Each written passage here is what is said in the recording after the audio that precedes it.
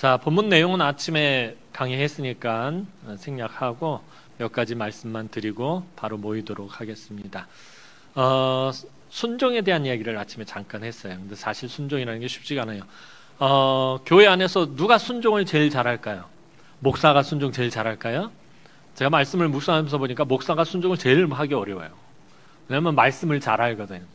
왜 요나가 하나님 말씀을 피해가지고 도망을 갔을까요? 하나님의 뜻을 너무 잘 아니까 그런 거예요. 근데 그거대로 하기 싫은 거예요. 목사가 그럴 때가 참 많아요. 하나님의 말씀을 묵상하고 성도들에게 말씀을 선포해야 되는데 싫은 거예요, 그게. 싫어요, 하나님. 이거 안 하면 안 돼요?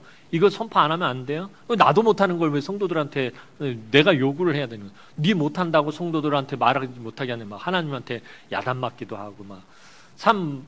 그 앞에서 직분을 맡거나 아마 어떤 사명을 맡은 사람들이 더 순종하기가 어려울 때가 많습니다.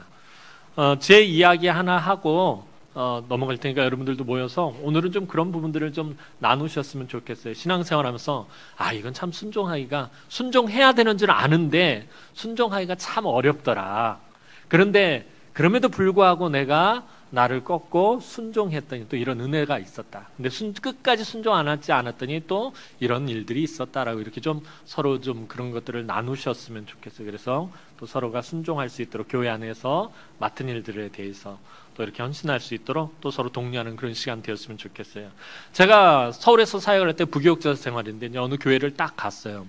근데 제가 이제 지금은 좀 힘이 많이 빠져서 목소리가 좀 작은데 지금도 큰가요? 예전에 막 가면 막 처음 가서 설교할 때는 막 고래고래 소리를 질러가서 그러니까 나중에는 막 그냥 방송실에서 성목사 설교할 때는 볼륨을 줄여라 안 그러면 스피커 찢어진다 뭐 이런 얘기가 나올 정도로 막 저는 하여튼 설교를 하면 30대 40대 초반에 그래서 막 불을 토하면서 막 설교를 막 했어요. 그랬더니 처음에 갔는데 어떤 분이 저한테 그러는 거예요. 담임 목사도 아닌데 왜 이렇게 소리를 질러가면서 설교를 하느냐. 예배 드리러 왔더니 부목사가 소리를 질러가지고 예배를 못 드리겠다 계속 트집을 잡는 거예요. 몇 주 동안. 근데 알고 봤더니 제가 이제 청년 담당을 해서 가서 그 어른들하고 청년들하고 같이 드리는 그 예배 시간에 이제 설교를 하면은 그 전에 있던 목사님이 약간 문제가 있어서 교회를 떠나게 됐는데 그 목사님을 너무 좋아했던 거예요, 이분이. 그래서 이제 내가 그분을 쫓아내고 그 자리에 들어왔다라고 생각을 하신 거예요. 그런 건 아닌데, 난 그분 알지도 못하는데, 근데 그분이 좋아했던 목사님이 있던 자리에 제가 서서 막 고래고래 소리를 지르면서 설교하니까 그게 그냥 싫었던 거예요. 그러니까 매사에 모든 게 다 그냥 트집거리고, 이렇게 주는 거 없이 미운 사람이 있잖아요. 제가 그랬어요. 주는 거 없이 미운 사람이었어요. 그분한테는. 그냥 사사건건, 그럼 그냥 지나가면 되는데 꼭 와서 말을 하고 가요. 목사님 목소리가 너무 커가지고 예배 시간에 집중을 못하겠어요. 목소리 큰 거하고 그게 무슨 상관이야. 뭐 설교가 못됐어요. 그러면서 계속 그러는 거야. 나중에는 그 정도 너무 미운 거예요. 진짜로.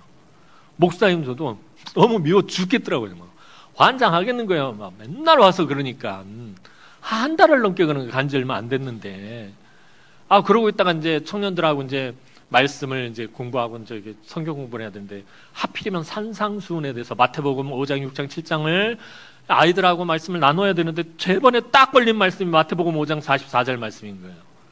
기가 막히게 많이 떨어졌어요. 마태복음 5장 44절 말씀 한번 읽어보도록 하겠습니다. 시작.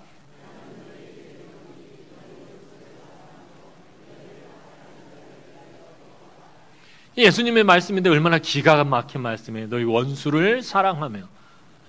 이게 그냥 평상시 읽을 때는 우리 예수님 정말 대단하다. 그렇지? 하나님과 원수되었던 우리들을 위해서 이 이 원수와 같았던 죄인을 너무 사랑하셔서 주님이 십자가를 지시고 막 은혜가 넘치던 말씀이 하나도 은혜가 안 되는 거예요.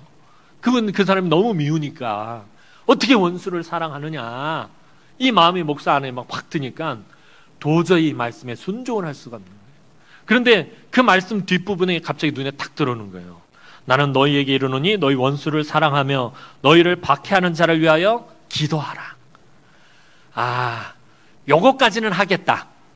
원수를 사랑하지는 못하겠는데 원수를 위해서 기도하는 건 하겠다. 그래서 그 다음부터 기도했어요. 어떻게 기도했겠을까요? 하나님, 그 인간 머리 좀 바꿔주세요. 그 복장 좀 바꿔주세요. 그냥 그 소갈머리를 베베 꼬여있는 그 밴딩 소갈딱지 같은 속을 확 뒤집어 엎어버리고 그냥 다 까발라서 가지고 다 고쳐주세요. 맨날 그러고 기도를 했어요. 응답 받았을까요? 진짜로 얼마나 간절하게 기도했는지 몰라.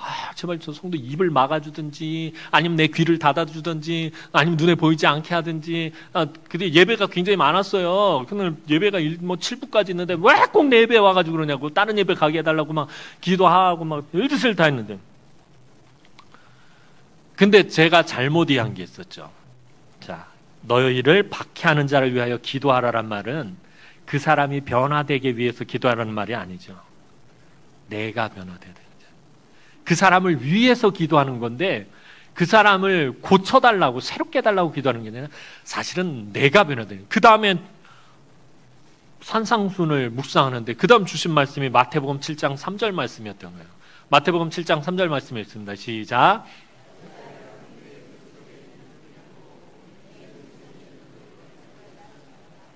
이 말씀 앞에서 이제 무너진 거예요.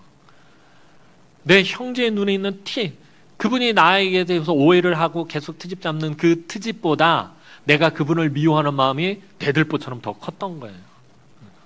이게 잘못되었다는 거죠. 그래서 그때부터 기도 방향을 바꿨어요. 하나님, 내 마음을 바꿔주십시오. 내가 그것을 품을 수 있게 해주십시오.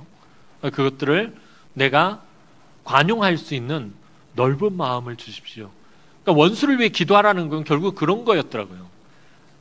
내가 변화되어야지 그 원수가 친구가 되어지는 거지.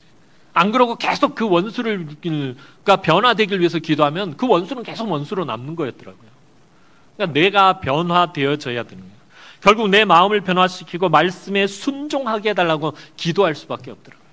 여러분, 순종이 쉬운 게 아니잖아요. 순종도 할 수 있도록 하나님의 도우심 없이는 순종을 할 수가 없는 거예요. 하나님의 말씀에 귀를 기울이는 것, 하나님이 우리 들을 귀를 열어주셔야 되는 거예요. 우리 마음을 열어주셔야 되는 거예요. 하나님이 우리 마음을 만져주셔야 돼요. 그러니까 그런 것들을 위해서 우리가 기도해야 되는 거예요. 그렇지 않으면 순종할 수가 없는 거예요. 그래서 주신 말씀이 뭐냐면 갈라디아서 2장 20절 말씀이었던 거예요. 갈라디아서 2장 20절 말씀 한번 보도록 하겠습니다. 시작.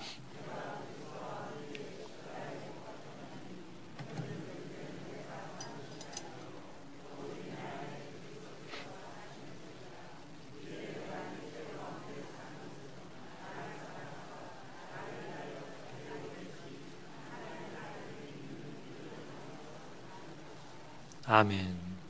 이 말씀을 붙들지 못하면 우리가 하나님 앞에서 온전히 순종을 할 수가 없는 거예요. 내가 그리스도와 함께 십자가에 못 박혔느니, 내가 십자가에 주님과 함께 못 박혀서, 그래서 이제 내가 사는 것이 아니라 오직 내 안에 그리스도께서 사시는 것이라. 이제 내가 육체 가운데 사는 것은 나를 사랑하사 나를 위해 자기를 버리신 하나님의 아들을 믿는 믿음 안에서 사는 것이다.